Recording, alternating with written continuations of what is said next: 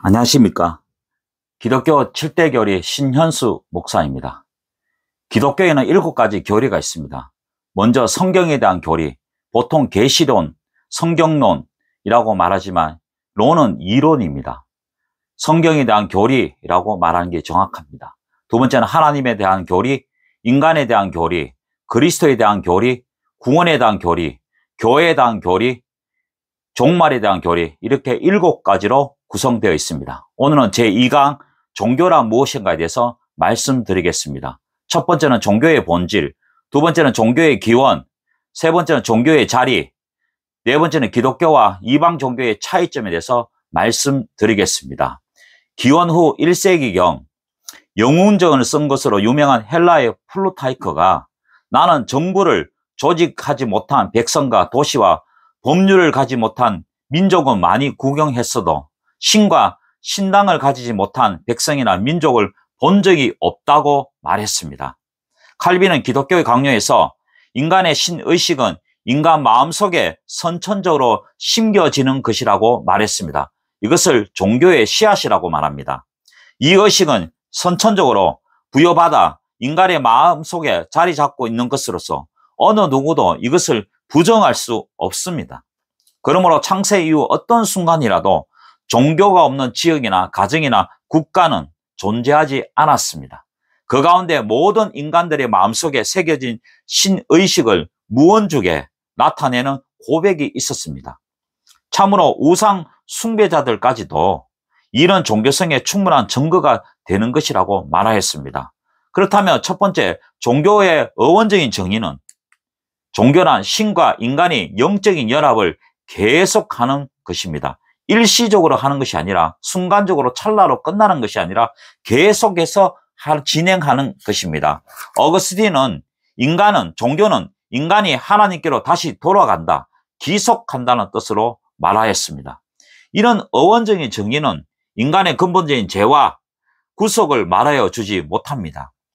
영국의 정치가 웰링턴은 종교가 없는 지성은 인간을 현명한 악마로 만든다 했습니다. 일반적인 종교의 정의는 이렇습니다. 종교의 정의를 내리는 것은 불가능하다. 종교는 인면의 아편이다. 인간을 하여금 여러 가지 이름과 모양으로 무한자를 알 수 있게 하는 능력 혹은 성량이 종교라고 말했습니다. 종교는 절대 의존의 감정이다. 종교는 열성적인 본질이다. 이렇게 수백 가지의 정의가 있지만 이런 이방 종교는 일종의 철학과 같습니다. 철학은 인간의 주관이 주체가 되어 모든 면을 궁극적으로 연구하는 학문이기 때문입니다. 그렇다면 성경적인 의미는 무엇이냐?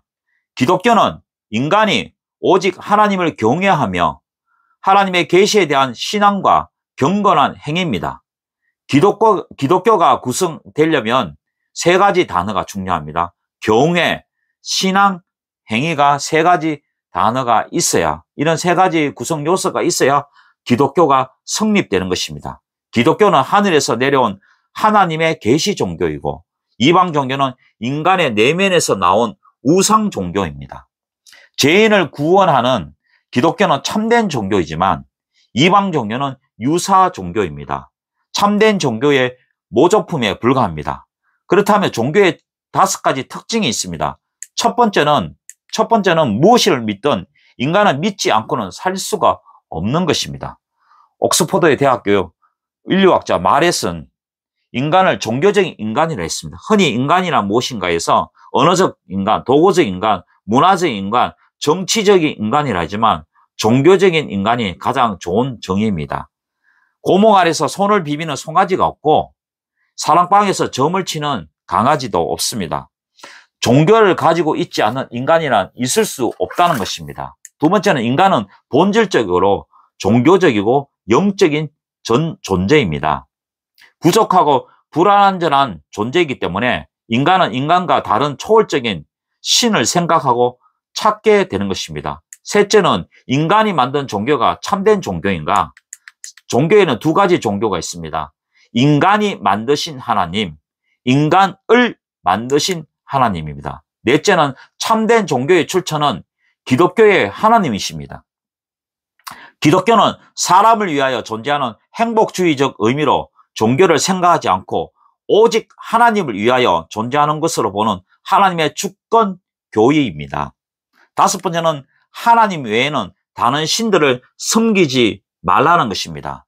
십계명의 1계명은 다른 신을 두지 말며 찾지도 말고 구하지도 말고 사랑하지 말고 섬기지 말라는 강한 뜻이 내포되어 있습니다. 십계명의 제1계명은 하나님만 전심으로 섬겨야 할 것을 가르칩니다.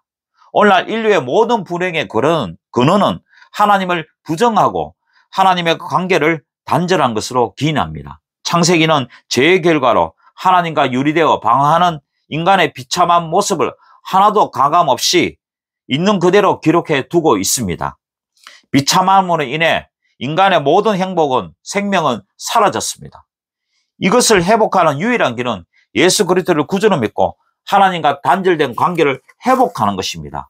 두 번째, 인간의 기원은 무엇인가? 인간의 기원은 첫 번째 자연주의 기원입니다. 첫 번째는 자연 숭배입니다. 하늘, 땅, 해, 달 이런 생물을 숭배하는 것을 가리킵니다. 두 번째는 서물 숭배입니다. 돌, 나무, 조개 껍질 이런 자체가 신적 대상으로 추앙받는 것은 아니지만 말에게 매개물로 사용합니다.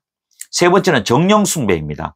라틴어로 아니마, 생명, 영혼에서 나온 말로 애니미즘이란 모든 사물 가운데, 현상 가운데 아니마, 생명, 영혼에 작용한다는 뜻입니다. 네 번째는 마나이즘입니다. 이런 선의와 악의로 작용하는 신비한 영역이라고 말할 수 있습니다. 두 번째는 심리적인 기원에서 종교가 발생됐다고 합니다. 첫 번째는 공포설입니다. 헬라 철학인 에피큐르스와 독일의 심리학자 분트는 인간의 공포 심리가 종교 의식을 만들어내었다고 말합니다. 두 번째는 반대로 희망설입니다. 공포설의 다른 면입니다. 공포나 고통을 두려워하여 절대자에게 기도하는 것이 종교의 기원에서 나왔다고 말합니다. 우리나라로 치면 기우제에게 해당되는 것입니다. 세 번째는 이기성설입니다. 종교는 인간의 이기심에서 나왔다고 말합니다. 네 번째는 상상설입니다. 영국의 불가지론자 스펜서는 종교는 인간의 상상의 산물이라고 말했습니다. 네 번째는 무한감설입니다. 다섯 번째는 무한감설입니다. 종교는 인간의 유한한 감각 속에서 무한감을 느낄 때 신에 대한 갈망이 생기는 일종의 종교의식의 발작이라고 보았습니다. 여섯 번째는 추리 결과설입니다. 인간은 본래 무엇을 생각하고 이론적으로 조작하는 선천적인 능력이 있는데 무엇이나 정확하고 완벽하게 알 수 우리가 없기 때문에 종교가 생겼다고 말하는 것입니다. 그렇다면 성경적인 기원은 무엇이냐? 예수 그리스도의 계시록 1장 1절 이는 하나님이 그에게 주사 반드시 속히 일어날 일들을 그 종들에게 보이시려고 그의 천사를 그 종 요한에게 보내어 알게 하신 것이라고 말씀하십니다. 역사적인 견해나 심리적인 견해는 종교의 기원을 인간에게 두고 있습니다. 성경은 기독교의 기원을 예수 그리스도 계시라고 말씀하십니다. 회교도 쿠난의 글자가 알라의 직접 계시라고 하고 힌두교도 베다의 경전이 신의 직접 계시라고 말합니다. 그러나 기독교의 성경은 나 외에는 다른 신들을 내게 읽지 말지라고 말씀합니다. 그러므로 기독교와 이방 종교는 구별되어야 되고 하나님과 다른 신들이 구별되어야 됩니다. 그러므로 이방 종교는 인간의 산물이지만 기독교는 하나님의 계시 종교입니다.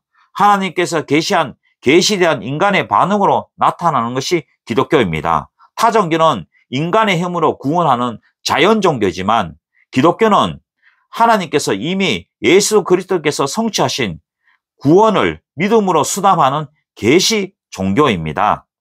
종교의 자리가 있습니다. 첫 번째는 일반적인 견해인데요. 첫째는 지성설, 대표적인 학자는 헤겔입니다. 종교의 본질을 지식이라고 보는 것입니다. 종교는 사람의 두뇌에서 나왔다 하는 것이 지식 제일주의 사상에 불과하며 만일 기독교가 차가운 지성주의에 불과한 것이면 결코 지금과 같은 힘과 능력을 발휘할 수 없었을 것입니다. 두 번째는 감성설입니다. 슐라마어의 대표적인 학자입니다.